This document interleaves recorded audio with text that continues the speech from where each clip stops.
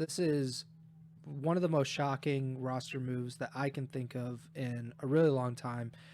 PRED, obviously one of OpTic's star players, is being replaced in the starting lineup by Huke. So OpTic Texas going forward, the defending world champions going forward with Huke instead of PRED. Just off the bat, Allegedly.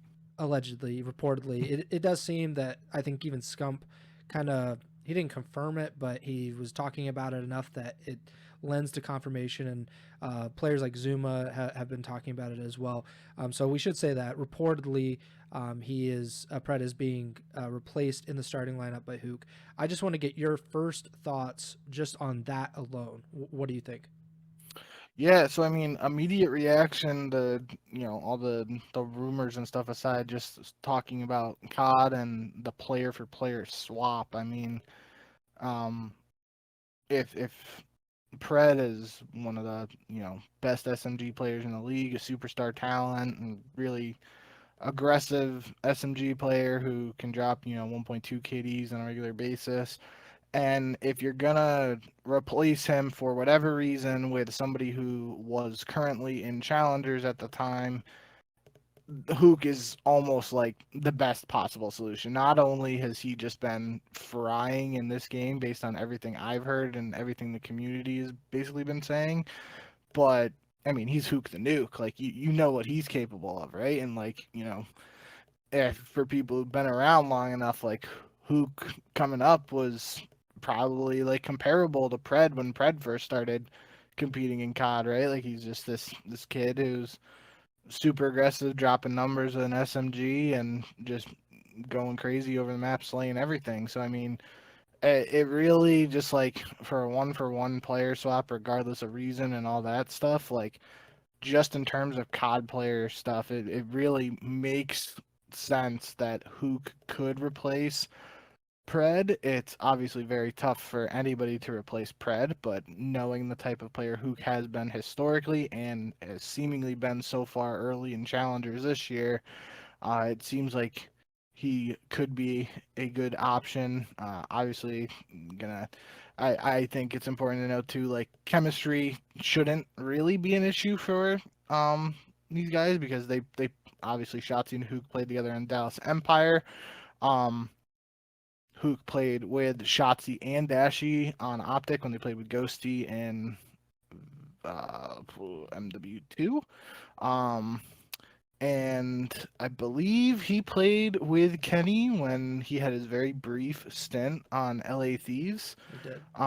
That was a weird season with a lot of changes for LA Thieves, but needless to say, I mean, this guy's. I mean, I think Hook might have even played. No, he might have played on like an under 18 team with Kenny after like all of that stuff happened after the AW season and before like Hook went to Halo. But yeah, regardless of all that, this seems like a natural plug and play if that's actually what's going to happen. And it's not like you're trying to replace Pred with an unknown quantity. Like OpTic knows what Hook is capable of and what he can do, and if he can be Hook the Nuke as he seemingly has been very early this year in Challengers, it seems like this could be, you know, if this was possibly like a month or two down the road, like who knows, maybe Hook has been so good in Challengers he's already off the market and he's got a full time starting role on another CDL team. But the timing of this and when it's happening, um, you obviously don't want to make a change for Pred in any situation if you don't have to. But it seems like kind of like just a natural fit at this point. And on a less serious note, if this does come to fruition, we are both wrong on the first team to make a roster change this year. But I don't think either of us would have ever predicted this in any sort of universe. Yeah, I don't think we should blame ourselves or kick ourselves for that. We should say off the top that we're obviously not going to speculate on anything as to why Pred is potentially being benched or whatever, because that's not our place. It's not our place to talk about at all until something reputable is kind of reported out, and then we can kind of discuss that. But until then, we just kind of float in the unknown a little bit. Yeah. All we know right now is personal issues and stuff outside of the game. I can tell you guys when this stuff happened, I immediately like the tweets started coming out, and I was texting Preston, and I immediately hopped in Zuma's stream when he went live, and right off the bat, Zuma was kind of saying like, he had heard that Huke was joining a team in the CDL. He was gassing it up. It felt like he was like, "You guys aren't gonna believe what team this is, all this yada yada." And he wasn't saying what it was. And then the CDL Scrim Intel tweet happened saying it's Huke for PRED, kind of like opened the floodgates a little bit more. Breaking Point put out a report, and the initially like the personal reasons aspect of it, Zuma was like, that's not what I heard. I just heard that this was happening and he didn't have a reason. Then he shot a text, and like almost immediately after he sent a text to somebody, Zuma was like, yeah, the personal issue stuff is what's going on, and I'm not going to talk about what it is because it's not my place. And Scump sort of had a similar response in his stream. He's like, I don't know what's going on, but I'm not going to talk about this stuff. And that's just where we're at right now. Maybe down the road we'll hear something from OpTic, Hex, PRED, etc. But till then, all we know for now is that Huke is potentially joining the roster, and obviously they play in less than 48 hours. Oh wait, do they play on Friday?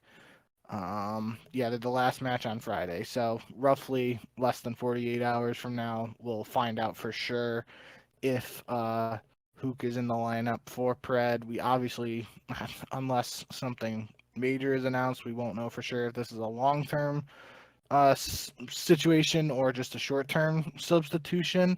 The good thing for OpTic, if in this situation, regardless, is obviously the holiday break is coming up. So Mm-hmm. if this is, potentially something that could take a month, it's really gonna only affect like this week of matches. Obviously, if it's longer term than that, then they'll have to cross that bridge when they get there. But like I was saying, talking about the COD stuff, like it feels like Huke is just based on what's available and what he's capable of. It's seemingly should be a good replacement if it goes through. Also worth noting too, on Zuma's stream, Benjay Nassim was mentioning something I just thought was interesting, and you might too, just from like when stuff happens perspective. But he was saying that all roster changes that aren't emergency based, like if a team in the CDL wants to make a roster change or move a player to the bench, etc., it has to be submitted by Monday before. Also, like if this was just an actual player trade or something like that, OpTic would have had to have reported it on Monday. And that's when Ben J was kind of speculating this more than likely has to be an emergency situation because it's happening very quickly and it's happening on a Wednesday. So Mm-hmm. that's something I just think, going forward, like it doesn't really affect us because it doesn't necessarily mean that the teams are going to announce stuff on Mondays. If they have to, they just have to tell the league, right? And then like Yeah. that, I mean, they could wait all the way until whenever their next match is to actually announce it. But I just thought that was a little interesting.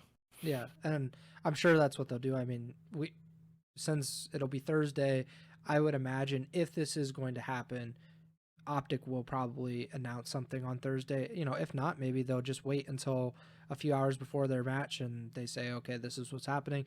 I do want to mention that coincidentally, OpTic is playing the Surge this weekend, so it would be a revenge game for Huke, who is on the Seattle Surge. But I don't know. Like this is obviously a unique situation. It's very rare that this stuff happens. We've talked about it. We talked about last season when New York went ahead and did not renew Priesta's contract, and we talked about how rare that is for the defending world champions to make a roster change.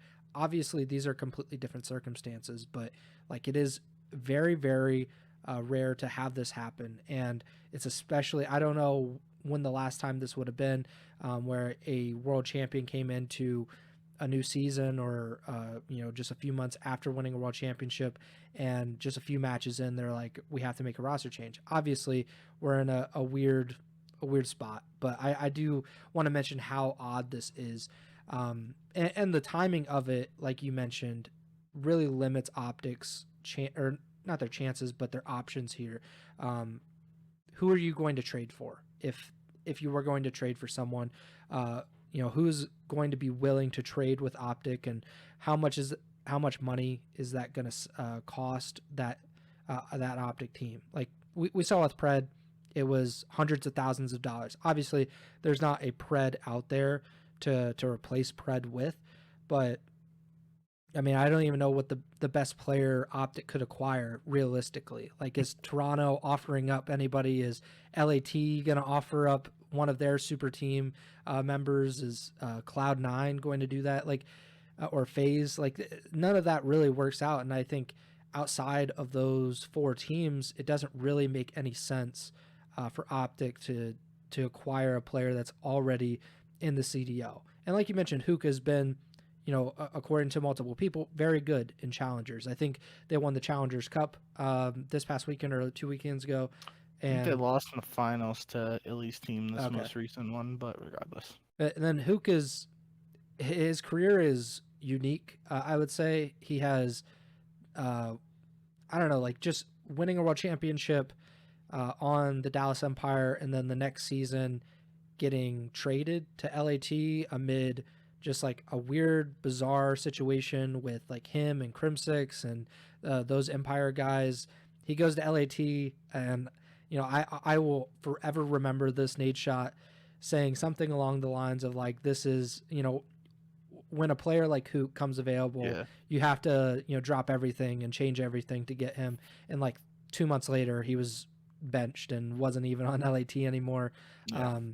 He goes to LAG, he bounces to OpTic, and he has like, I think, quite a bit of success for OpTic. They were obviously in I guess if you want to make a comparison, the craziness of it is, Scump retiring after, I believe that was like the major 2 qualifiers, like week 1 of the major 2 qualifiers, if I'm not mistaken.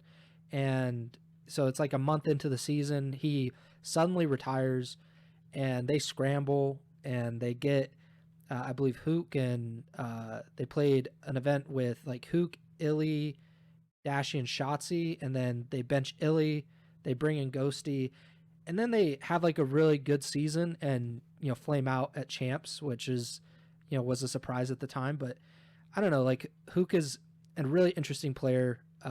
He seems pretty insightful from the videos and things that I've seen him in the interviews that he's given. But maybe this is the chance that he needed, because he wasn't in the CDL to begin with, which I think was a little bit of a surprise to people. But yeah, it's a weird situation. I hope everything works out the way that, where, people aren't getting like hurt or anything, or any bad things are happening. But, this is a great opportunity for Huke. If it's not maybe a long-term opportunity for Huke in OpTic, it gives him certainly the platform to find another CDL team to play on for the rest of the season. So yeah, definitely. And obviously hoping the best for PRED, just regardless of whatever his situation is, and hopefully we'll see him back in action sooner rather than later. It is kind of interesting that you just alluded to it a little bit. Like, this would be Huke's second stint on OpTic if you're not counting like his Envy and Dallas time, and he'd be replacing Scump and PRED if it comes to fruition. And I was not comparing Scump to PRED, but those are 2 still pretty big, high-profile names for you to like come into a team and try and fill the shoes of right off the bat. So, but yeah, I mean, regardless, I think we kind of said it enough at this point. We know what Huke is, know what he's capable of. If he's able to showcase that, it should, for the green wall's sake, hopefully it should pay dividends. How do you foresee this changing the power rankings, or the power structure of the CDL? Because when we did our power rankings before the season, we both had OpTic in the top tier, whatever our top tier was. It was different for each of us, but we had OpTic in there, and right there with them was LAT and Atlanta. Obviously, LAT in week 1 looked incredible. Atlanta, not so much. OpTic was hit and miss. The second match, they looked incredible. The first match, they did not. So moving forward, if Huke is a long-term option, let's say, how does that change where you would rank OpTic in relation to some of those top teams in the CDL? I think it's still too early to tell, to be honest. I mean, if LAT 3-0 smoked FaZe and FaZe didn't like look competitive in those last two matches of their series to end last week, I would have already been willing to say like LAT is S tier by itself, then FaZe and OpTic below that, et cetera, et cetera. Um, I think, FaZe at least being competitive in those last couple maps, like, kind of, makes it like, okay, we don't need to jump to those conclusions just yet. And I think overall, even like with OpTic losing to Boston, I don't think we have to, say, oh, we got to shift the power rankings around or whatever.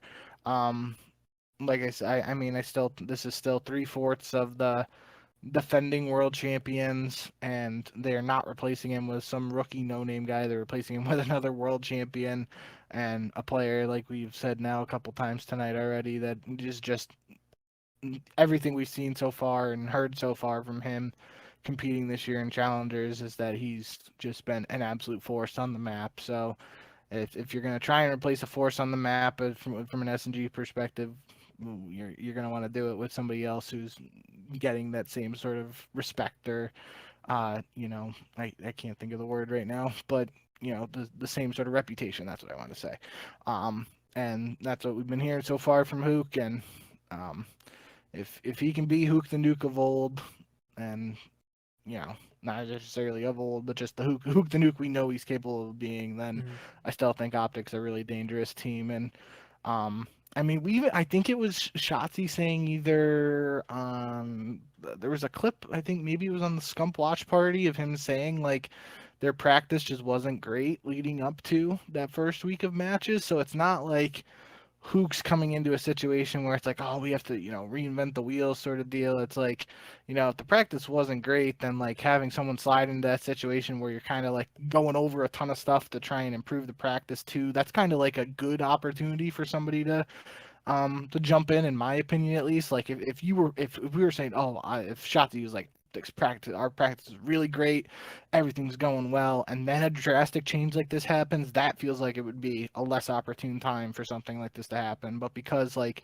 potentially Shotzi was, I'm pretty sure I saw that clip of him saying like just things weren't great practice wise leading up to the first week of matches, then I feel like that's a time where coaching staff's going to want to go over a little bit more, and that's a good time for a new player because you're going to go over that sort of stuff with a new player anyway. So might just be again, not something that anybody wants to happen or have foreseen, but just based on the circumstances and what's available, this I could see this being just like a move that's like very natural, and OpTic still is a top 3 team. Yeah, the fact that they already did it once with him does give me a little more confidence than if he hadn't actually come through this situation before. I just went back and I looked through some of the results that they had when he went from LAG to OpTic in MW2, and he's on LAG for Major 1. He comes in, during the Major 2 qualifiers, plays alongside Shotzi, Illy, Dashi. They get first in those qualifiers and then go to Major 2. They get fourth place. They make a roster change. They bench Illy, bring in Ghosty. They end up getting, they weren't very good in the next qualifiers as they were getting kind of used to Ghosty. Then they got second at Major 3. They were the top team in the Major 4 qualifiers, got second again at Major 4, were the top team in Major 5 qualifiers, and then they, flamed out at Major 5. I believe that was Boston and Florida they lost to.